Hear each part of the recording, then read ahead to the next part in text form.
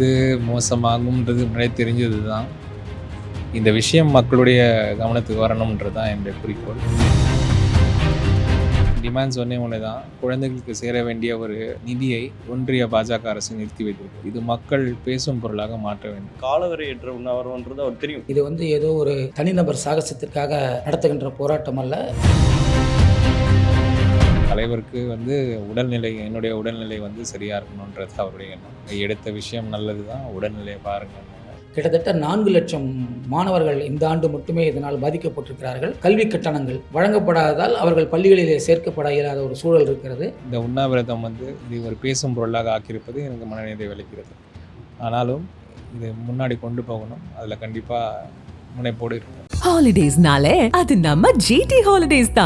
GT Holidays, South India's #1 travel brand. You know you are special when you're with GT Holidays. தெரிக்கவிடும் காரம் நிறம் சுவையை தருகிறது. ஆச்சி மிளகாய் தூள் தெரிக்கவிடும் காரம் நிறம் சுவை. குறைந்த விலை நிறைந்த தரம், தங்கள் தேவைகள் அனைத்தும் ஒரே இடத்தில். ஜெயச்சந்திரன். கடந்த 4 நாட்களா சர்வ சிக்ஷா அபியான் SSA கீழே நிதியை ஒதுக்கணும் தமிழகத்திற்கான நிதியை அப்படின்றதுக்காக பாராளுமன்ற உறுப்பினர் சசிகாந்த் செந்தில் அவர்கள் தொடர்ந்து உண்ணாவிரத போராட்டத்தில் ஈடுபட்டு வந்துட்டு இருக்காரு. 2 நாளைக்கு முன்னாடி இந்த உண்ணாவிரத போராட்டத்தை தொடங்கிய உடனேயே அவருக்கு ஏற்பட்ட உடல்நிலை சரியில்லாத காரணத்தினால அவர் திருவள்ளூர் மருத்துவமனையில் அனுமதிக்கப்பட்டு அவருடைய நிலை இன்னும் மோசமடைந்ததுனால இங்கே சென்னையில் இருக்கக்கூடிய ராஜீவ்காந்தி அரசு மருத்துவமனையில் அனுமதிக்கப்பட்டிருக்காங்க. இங்கே இருக்கக்கூடிய டாக்டர்ஸ் எல்லாருமே அவரை பார்த்துட்டு தொடர்ந்து இந்த உண்ணாவிரத போராட்டத்தை நீங்கள் மேற்கொண்டு போகக்கூடாது, உடனடியாக கைவிடணும், உங்களுடைய ஹெல்த் மோசமாக இருக்குன்னு சொல்லியும் கூட அவர் இந்த உண்ணாவிரத போராட்டத்தை தொடர்ந்து நடத்திக்கிட்டே இருக்காரு. அவருடைய நிலை என்னவா இருக்குது, இங்கே காங்கிரஸ் தொண்டர்கள் நிறைய பேர் அவரை பார்க்கறதுக்காக வெயிட் பண்ணிக்கிட்டு இருக்காங்க. நேற்றுலேருந்து பார்த்தீங்கன்னா தமிழக காங்கிரஸ் கமிட்டியினுடைய தலைவர் செல்வ பெருந்தகை உட்பட பல்வேறு அரசியல் கட்சி தலைவர்களும் இவரை பார்த்துட்டு போய்கிட்டு இருக்காங்க. இந்த சூழலில் இங்கே இருக்கக்கூடிய நிலை என்னவா இருக்குது, தொண்டர்கள் என்ன சொல்கிறாங்க, அண்ட் உள்ளே இருக்கக்கூடிய சசிகாந்த் செந்தில் அவர்களுடைய ஹெல்த் எப்படி இருக்குது அப்படிங்கிறத போய் நேரடியாக கேட்டு தெரிஞ்சுக்கலாம் வாங்க. கடந்த 4 நாட்களாக உண்ணாவிரத போராட்டத்தில் ஈடுபட்டிருக்கக்கூடிய திருவள்ளூர் நாடாளுமன்ற உறுப்பினர் திரு சசிகாந்த் செந்தில் இன்னைக்கு ஹாஸ்பிட்டலில் அட்மிட் ஆயிருக்காங்க. நம்ம கூட அவங்க இருக்காங்க, வாங்க பேசலாம். சார் வணக்கம் சார். 4 நாளாக நீங்கள் கிட்டத்தட்ட இந்த உண்ணாவிரத போராட்டத்தில் ஈடுபட்டு வந்துட்டுருக்கீங்க. உங்களோட ஹெல்த் இவ்வளோ மோசமாக இருக்குன்னு தெரிஞ்சு ஏன் சார் இதை தொடர்ந்து பண்ணிகிட்டே இருக்கீங்க? ஹெல்த்து மோசமாகும்ன்றது முன்னாடியே தெரிஞ்சது தான். இந்த விஷயம் மக்களுடைய கவனத்துக்கு வரணுன்றது தான் என்னுடைய குறிக்கோள். அது அப்படி தான் வரும். ஓகே, உங்களுடைய டிமாண்ட்ஸ் என்னவா இருக்குது சார்? இதில் டிமாண்ட்ஸ் ஒன்று தான். முக்கியமான ஒரு குழந்தைகளுக்கு சேர வேண்டிய ஒரு நிதியை ஒன்றிய பாஜக அரசு நிறுத்தி வைத்திருக்கு. இது மக்கள் பேசும் பொருளாக மாற்ற வேண்டும். ஏன்னா இன்றைக்கி இந்த காசு குழந்தைங்களுக்கு பள்ளிக்கூடத்துக்கு போகிற ஒரு நிதி. இந்த நிதியை நம்ம அவங்களுடைய கல்வி கொள்கையை ஒத்துக்கலைன்ற காரணத்துக்காக நிறுத்தி வச்சுருக்காங்க. இந்த நிதி எங்கேயோ வேறு எங்கேருந்தோ மரத்துலேருந்து காய்க்கலை, நம்ம கலெக்ட் பண்ணி கொடுத்த நிதி தான். அதனால் நமக்கு திருப்பி கொடுக்காத போது அதை அதனால் குழந்தைகளுடைய படிப்பு பாதிக்கப்படும் பொழுது தமிழகத்தில் இருக்கும் ஒரு பெரியவர்களும் வளர்ந்தவர்களும் குழந்தைகளுக்கு பொறுப்பானவர்களும் இதை பற்றி பேசணுன்றதான் என்னுடைய ஒரே குறிக்கோள். அதை தான் நான் பண்ணிட்டேன். ஓகே சார், தமிழ்நாடு கவர்மெண்ட் இந்த இனிஷியேட்டிவ்க்கு எப்படி சார் சப்போர்ட் பண்ணுறாங்க? தமிழ்நாடு கவர்மெண்ட் முதல்லேருந்தே இதுக்கு ரொம்ப சப்போர்ட்டிவாக தான் இருக்காங்க. அதாவது இந்த விஷயத்தை கையில் எடுத்து பல இடங்களில் போராடி பல ஃபோரமில் போராடி இருக்காங்க. முதலமைச்சரும் சரி, கல்வித்துறை அமைச்சரும் சரி, ரொம்ப சிறப்பாக அதில் செயல்பட்டுருக்காங்க. அவங்களால முடிஞ்ச எல்லா விஷயங்களும் பண்ணிட்டு தான் இருக்காங்க. இது ஒரு மக்கள் பிரதிநிதியாக, ஒரு நாடாளுமன்ற உறுப்பினராக இது என்னால் பண்ணக்கூடிய ஒரு விஷயமாக தான் நான் பார்க்குறேன். எனக்கு தெரிந்த முறையில் நான் பண்ணுறேன். பல்வேறு நிலைகளில் நீங்கள் பாராளுமன்றத்தில் இது குறித்தான விவாதத்தை எழுப்பியிருக்கீங்க, நிறைய இடங்களில் பேசியிருக்கீங்க, நிறைய இன்டர்வியூஸ்லையுமே இதை தொடர்ந்து நீங்கள் வலியுறுத்திட்டே இருக்கீங்க. பட் அப்படி இருந்தும் ஒரு XIAS-ஆக இருக்கீங்கன்னா நிறைய வழிகள், பாசிபிள் வேஸ் இதில் எதுவுமே இல்லை அப்படின்ற பட்சத்தில் தான் இன்னைக்கு ஹாங்கோ ஸ்டே கையில் எடுத்தீங்களா? எல்லா வழிகளையும் ட்ரை பண்ணிட்டோம். எல்லா வழிகளிலும் பேசி பார்த்தாச்சு, எல்லா வழிகளிலும் போராடியாச்சு, கடிதங்கள் எழுதியாச்சு, பாராளுமன்றத்தில் ப்ரைவேட் மெம்பர் ரெசல்யூஷனும் கொண்டு வந்தாச்சு, எல்லாம் பண்ணியாச்சு. எதுக்கும் அவங்க கேட்குறதா இல்லை. இன்றைக்கி மக்களுடைய கவனத்தை திருப்பணும்னா நமக்கு இருக்கிற சில அறவழிகளை தான் நம்ம எடுத்தாகணும். அதில் எங்களுக்கு காங்கிரஸ் கட்சிக்கு தெரிஞ்ச அறவழி உண்ணாவிரதம் தான். Okay okay. ஸோ நேஷனல் காங்கிரஸ்லேருந்து ராகுல் காந்தி சார்லாம் பேசியிருக்காங்க. தலைவருக்கு உடல்நிலை, என்னுடைய உடல்நிலை சரியாக இருக்கணுன்றது அவருடைய எண்ணம். எல்லாருமே அப்படி தான் பேசுவாங்க. எந்த தலைவர் பேசினாலும் அதான் சொல்லுவாங்க, எடுத்த விஷயம் நல்லது தான், உடல்நிலையை பாருங்க. அது இயல்பான வார்த்தைகள் தான். ஆனால் கண்டிப்பாக இந்த விஷயத்துடைய வீரியத்தை புரிந்து கொண்டு இதற்கு எல்லாருமே ஆதரவு தான் தெரிவிச்சிருக்காங்க. ஓகே, இப்போது உங்கள் ஹெல்த் சரியில்லை அப்படின்னு சொல்கிறாங்க, தொடர போகிறீங்களா எப்படி சார்? இதை தொடரணுன்றது தான் என்னுடைய ஆசை. ஓகே. மருத்துவர்கள் கடந்த 2 நாட்களாகவே சீரியஸான வார்னிங் கொடுத்துட்டு தான் இருக்காங்க. ஓகே. நான் என்னுடைய தலைமையிடம் கலந்து ஆலோசித்து முன்னாடி என்ன பண்ணுறதுன்ற முடிவு பண்ணேன்.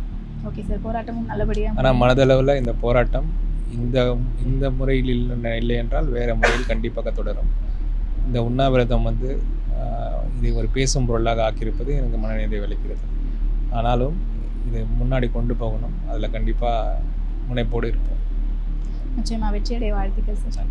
நேற்றைக்கு இன்றைக்கு அவருடைய உடல்நிலையில் சற்று தொய்வு தான் ஏற்பட்டிருக்கிறது.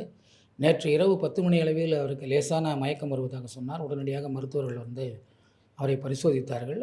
பிபி கொஞ்சம் இரத்த அழுத்தம் கொஞ்சம் கூடுதலாக இருக்கிறது. மேலும் நீங்கள் உடனடியாக ஒன்று உண்ணாவிரதத்தை வாபஸ் பெற வேண்டும், அல்லது நாங்கள் கொடுக்கின்ற சப்ளிமெண்ட்ரி உணவுகளையாவது நீங்கள் எடுத்துக்கொள்ள வேண்டும் என்று சொன்னார்கள். ஆனால் அவர் முற்றிலுமாக அதை மறுத்துவிட்டார். ஆனால் மருத்துவர்கள் மிக கடுமையாக அவருக்கு அழுத்தம் கொடுத்துருக்கிறார்கள்.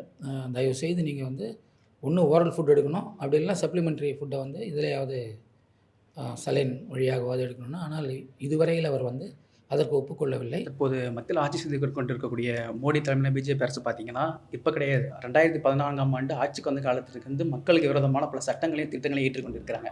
அதுவும் குறிப்பாக தென்னிந்தியாவில் இருக்கக்கூடிய தமிழகமாக இருக்கட்டும், கேரளாவாக இருக்கட்டும், நமக்கு தரக்கூடிய ஜிஎஸ்டி நிதியாக இருக்கட்டும், இந்த கல்வி நிதியாக இருக்கட்டும், இந்த எஸ்எஸ்எம் மூலயமா நம்மளுடைய தமிழ்நாட்டு மாணவர்கள் கிடைக்கக்கூடிய 2152 கோடி ரூபாய் இந்த மதிப்பிலான கல்வி நிதியை நம்ம 2020 புதிய கல்விக் கொள்கையை நாம் ஏற்றுக்கொள்ளவில்லை என்ற ஒரே நோக்கத்திற்காக இந்த கல்வி நிதியை நிறுத்தி வச்சிருக்காங்க.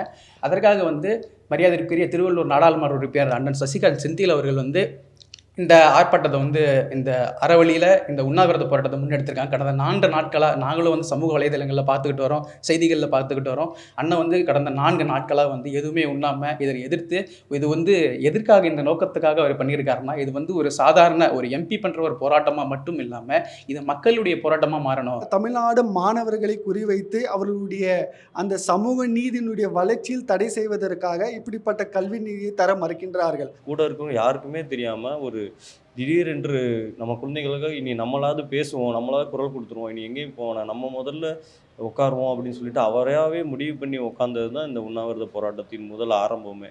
ஸோ அப்படி அவர் சர்ப்ரைஸாக உட்காந்ததே எங்களுக்கே ஒரு அதிர்ச்சி தான். சாரோட பேட்டியிலே நீங்கள் பார்க்கலாம், இது நான் காங்கிரஸ்காரனாவோ இல்லை எந்த கட்சியை சார்ந்தவனாவோ நான் உட்காரல, இது நான் என்னோடய குழந்தைகளுக்காகவும் மாணவர்களுக்காகவும் தான் நான் இந்த போராட்டத்தை நான் ஆரம்பிக்கிறேன், நான் முன்னெடுக்கிறேன் அப்படின்னு சொல்லி தான் சார் ட்ரூவாக அது ஒரு உண்மைத்தன்மையோடு தான் அவர் ஆரம்பித்த இந்த உண்ணாவிரதம். இது காலவரையற்ற உண்ணாவிரதம்ன்றது அவர் தெரியும். இது ஏதோ ஒரு தனிநபர் சாகசத்திற்காக நடத்துகின்ற போராட்டம் அல்ல.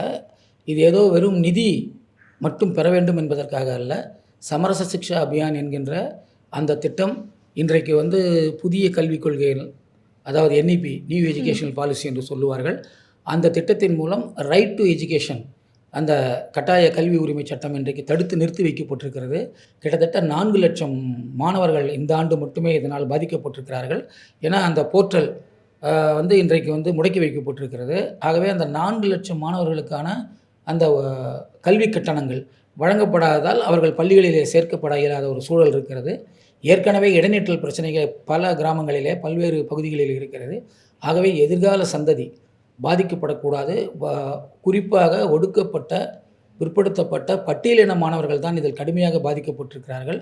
எனவே அந்த கொள்கையை நோக்கித்தான் இன்றைக்கு அவர் பயணமாக இருக்கிறதை ஒழிய மற்றவர்கள் நினைப்பது போல இது ஒரு சாதாரணமான ஏதோ மத்திய அரசு நிதி கொடுக்கவில்லை, அந்த 2500 கோடி ரூபாய் கொடுத்தால் போதும் என்பதற்கான போராட்டமாக இதை அவரும் நடத்தவில்லை. அவரோடு இருந்து இந்த இயக்கத்தை நடத்தி கொண்டிருக்கிற தோழர்கள் மீது வருங்கால மாணவ சமுதாயத்தை எப்படி மீட்டெடுப்பது, இன்றைக்கு சமரச சிக்ஷா அபியான் மூலம் ஒரு குருகுல கல்வியை மனு 2.0 கல்வி முறையை மீண்டும் கொண்டு வருவதற்காக இந்த மதவாத பாஜக அரசு இதை முன்னெடுத்திருக்கிறார்கள். இப்போ நம்ம பேசின தகவலின் படி கூட அவர் உண்ணாவிரதத்தை கைவிடுற நோக்கத்தில் அவர் இப்போதைக்கு இல்லை. இந்த உண்ணாவிரதம் தொடரக்கூடிய சூழ்நிலையில் தான் இப்போ இருக்குது. இது ஒரு மக்கள் பார்வையாக மாறுற வரைக்கும் அண்ணன் தொடருவாங்கன்றதை நாங்கள் எதிர்பார்க்குறோம். இளைஞர்கள் இறங்கணும், எஸ்எஃப்ஐலாம் மீட் பண்ணியிருக்காங்க, மாணவர்கள் அமைப்பிலிருந்து இல்லை. ஏன்னா இன்றைக்கி வந்து இப்போ தான் வெளியே வருது. இப்போ சார் உட்காந்ததுக்கப்புறம் தான் இன்னும் ஸ்காலர்ஷிப்லாம் நிறைய ராஜீவ்காந்தி ஸ்காலர்ஷிப் இது மாதிரி கல்லூரி மாணவர்களுக்கான ஸ்காலர்ஷிப் கூட தடுக்கப்பட்டிருக்கு, மறுக்கப்பட்டு இருக்குன்றதுனால.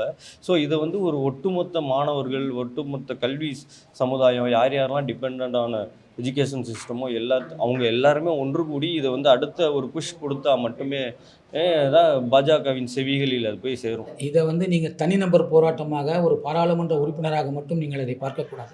அவர் தனிநபர் அல்ல. இன்றைக்கு திருவள்ளூர் நாடாளுமன்றத்திலே அவர் எத்தனை லட்சம் வாக்குகள் வித்தியாசத்தில் வெற்றி பெற்றார் என்று தெரியுமாக, அத்தனை மக்களுடைய பிரதிநிதி அவர்.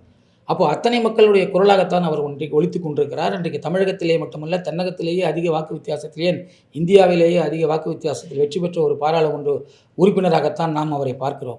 ஆகவே இது ஒரு தனிமனித போராட்டம் அல்ல. நான் ஆரம்பத்திலே சொன்னது போல இது வந்து ஒரு மிகப்பெரிய ஒரு மக்கள் பிரதிநிதியுடைய குரல். அவர் பாராளுமன்றத்திலே பலமுறை எடுத்து சொன்னார்கள். 0 அவர்களை பேசியிருக்கிறார்கள். தர்மேந்திர பிரதான் அவர்களை பலமுறை நேரில் பார்த்து மனு அளித்திருக்கிறார்கள். நாங்கள் கூட ஒரு இடத்துல வேடிக்கையாக சொன்னோம், தமிழகத்திலே ஒரு பழமொழி சொல்லுவார்கள், செவடன்காதல் ஊதிய சங்காகத்தான் நீங்கள் பாராளுமன்றத்திலே பேசியது நடந்திருக்கிறது. அதே போல் செத்தவன் கையிலே வெத்தலைப்பாக்கு கொடுத்தது போல நீங்கள் மனுவினை தர்மேந்திர பிரதாப்பிடம் கொடுத்திருக்கிறார்கள். செத்தவன் கையில் வெத்தலைப்பாக்கு கொடுத்தால் அதுக்கு எந்த பயனில்லையோ அதுபோலத்தான் தர்மேந்திர பிரதான் கையில் கொடுத்த மனுவுக்கும். ஆகவே இதை மக்கள் திரள் போராட்டங்களின் மூலமாக எப்படி 1965களிலே ஒரு மொழிப்போர் தமிழகத்தில் ஏற்பட்டது, அதுபோல் இது கல்வி விழிப்புணர்வு ஒரு போரை மாணவர்கள், இளைஞர்கள் மற்றும் பல்வேறு சமூக நல அமைப்புகள், ஒத்த கருத்துடைய பல்வேறு